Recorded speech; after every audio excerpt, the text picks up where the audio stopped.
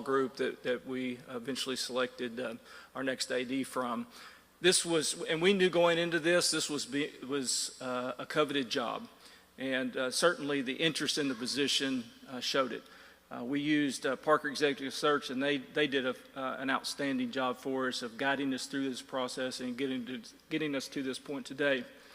And when I met with Parker Executive Search and our Search Advisory Committee, I told them in what sounded like simple terms, but certainly wasn't simple. What we needed to find was, for our next AD, somebody who wanted to be at the University of Memphis, not for who we are or who we've been, but for who we can be. We needed that transformative leader, that visionary who could guide us through a very uncertain time in athletics. And ladies and gentlemen, we have found that person. It is my privilege to introduce the 8th AD in the University of Memphis history, Dr. Ed Scott.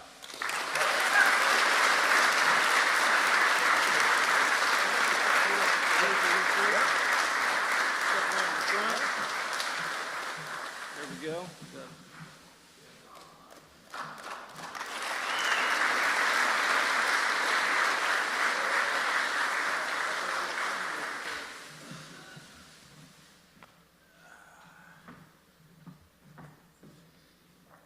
I just want to stand here and soak this in for a minute. I'm not going to lie to you.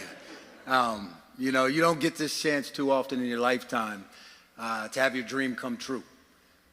So, you know, I was thinking about what I was going to say today, and so I hope y'all will bear with me because I don't like to write a lot, and you're going to learn about me a lot over time and who I am and the way I operate. But the first thing I want to do is I'm going to thank some folks, as Bill did, as President Hargrave did. Really like to thank the Search Advisory Committee, David North for chairing it, Linda Black, our FAR, for being part of it, Michael Cook, Willie Gregory, Rick Spell, and Richard Smith. I've also had a chance to meet with some of our coaches and some staff, and I'd like to thank them for taking the time just to welcome me. It's been a very welcoming event so far.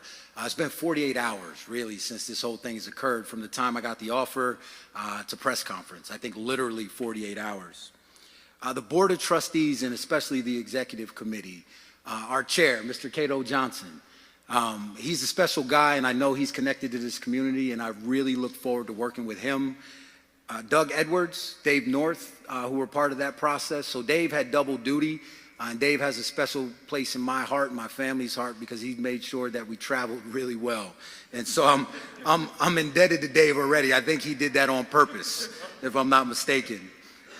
Michelle Earhart, she didn't want me to say anything, but she has been so special to me and my family to make sure that this transition has been really, really smooth. And I appreciate you very, very much. President Hargrave. Those nice words he said, I would like those in writing on my evaluation right now, okay? But no, I think and I asked him if I could call him Bill, so I hope he doesn't mind. From the moment we sat down together, it was pretty clear to me that we shared the same vision. The one thing that I really appreciated about Bill, outside of his humor, is the fact that he's been at the highest level at Arkansas and Auburn, and he has a vision for this institution that he knows the athletic director must help him carry out. Otherwise, the institution can't go where it needs to go. And it was very clear to me in the process that he was looking for a partner. So, Bill, I'm excited to be your partner, and thank you for choosing me. A couple other individuals really quick, because you don't get to where I'm at without a lot of people pouring into you. So this day is about me, but I really don't think it is. I think it's about everyone that's given me an opportunity.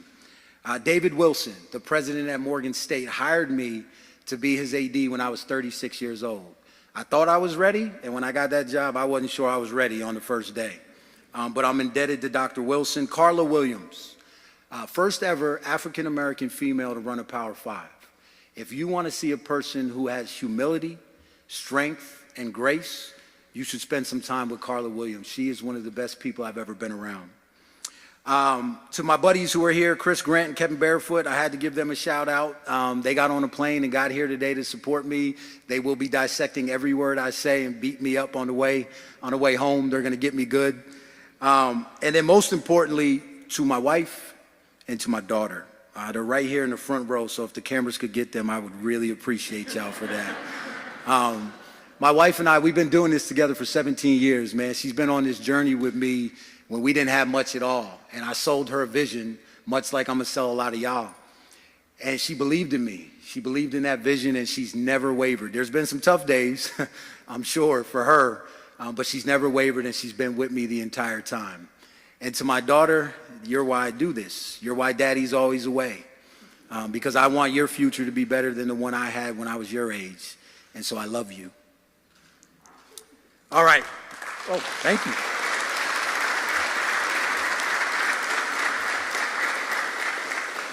So let's talk about why Memphis. Everybody keeps asking me why Memphis. Why not? And why not right now? I love the momentum of this university. I love where the athletic department is. And let's talk about the demographics. 32% of our students at Memphis are first generation. Well, guess what? My wife and I are first generation college graduates. I was raised by a single mom. We were well below the poverty line. I didn't know my father growing up. 50% of the students at Memphis are Pell eligible. When I look at the demographics of Memphis as far as race, at the university, 60% identify as non-white. I've been told I'm your first black athletic director. I'm an athletic director for the black folks, the white folks, and everybody in between. I'm here to lead and serve the University of Memphis and this community, and I'm excited to do that. The city of Memphis, your history, your grit, and the soul that you have. I want to learn about it. I want to be part of it. And I'm really, really excited for that. I think that Memphis has a chip on its shoulder. We play with a certain swagger. I see Penny here in the front row, and I know how he approached the game, and I know about the conversation we had yesterday. I want to be part of that. I've had to overachieve to get where I'm at in my life, and I know that Memphis is shooting for the stars, and I think we can achieve those. When I look at football, our brand is as strong as it's ever been. I had great conversations with Ryan, and I'm excited where our football program is going to go. In case you don't know, because I heard it's up in the football building, but it's not marketed, we have the 8th longest bowl consecutive streak in America. Please clap for that.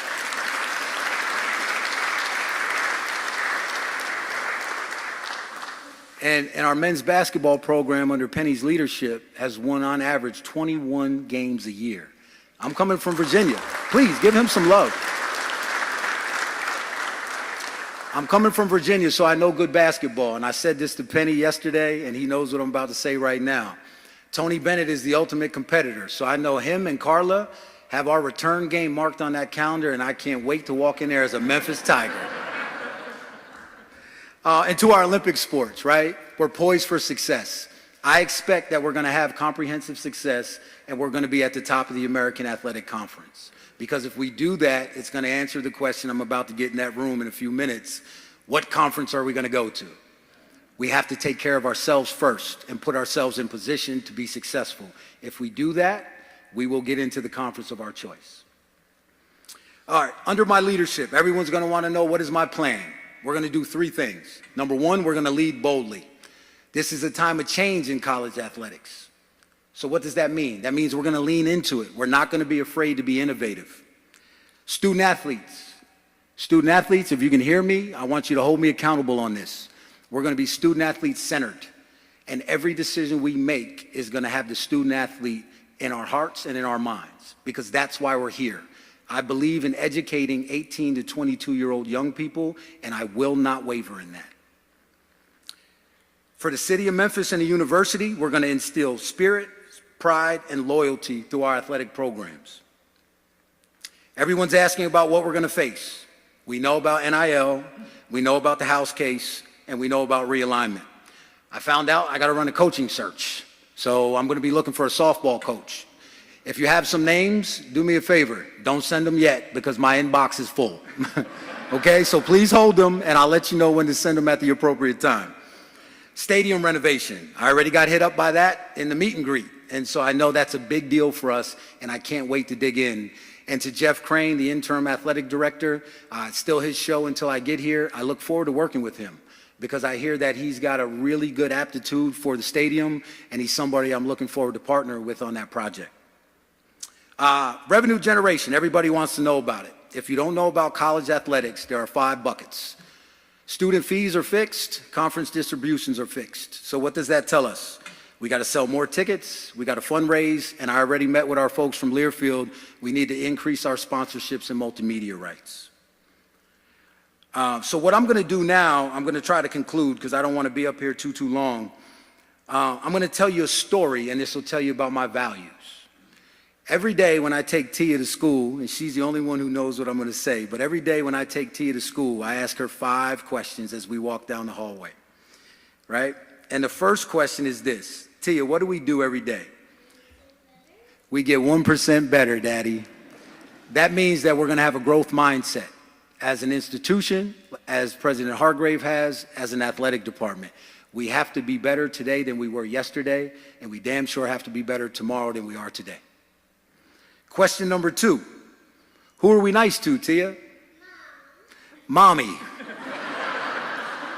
The reason for that is we have to take care of the people who take care of us. I run the business, my wife runs the household, and we all know that mommy's the most special one. Amen to that. I heard an amen. Now I like where I'm at, right? Amen. You can say that louder. And number 3, what does Daddy need, Tia? Strong girls. I was raised by a single mother, as you heard me say. My wife has been with me for 17 years. I have a 5-year-old daughter, and what you don't know is we have a 17-year-old female dog, Maggie. So I'm surrounded by strong women, and that to me means resilience. We have to be resilient. We're going to lose some games. We're not going to win every one, but how we react and how we get back up off the mat, the way the city of Memphis would, is how I expect our athletic department to do that as well. Number 4 is a 2-part question, and my daughter's getting a little too smart, so she's going to realize there's actually 6 questions here, but I'm going to ask them anyway. What are you, Tia? A leader. What do leaders do, Tia? They think for themselves. That's who we're going to be at Memphis. We're not trying to be anybody else down the road. We're not trying to be others that have left the conference. We're going to learn from their mistakes, and we're going to learn from what they've done, but we're going to be uniquely Memphis. I don't want to be anybody else. This is a destination for me, and so I want to be Memphis. The 5th one is probably the most important one for my leadership style. So Tia, what is our goal every day? To make somebody's life better in day. She says it backwards, but I love her for it anyway. It's to make someone's day and life better. Now, I did not know she was going to call out these answers, so this worked out really, really good, by the way. Okay? I'm not that good.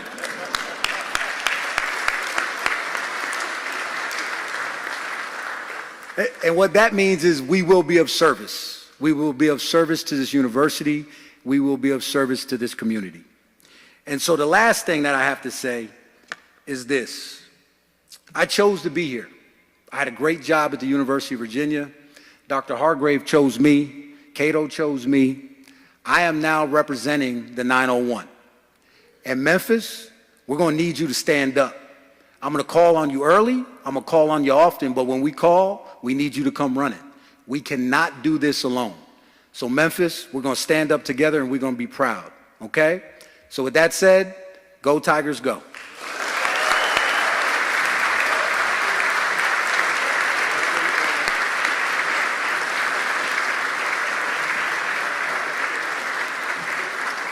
Thank you for being here. This concludes our prepared remarks. Media, you're invited to come over here into this conference room. And go Tigers, go.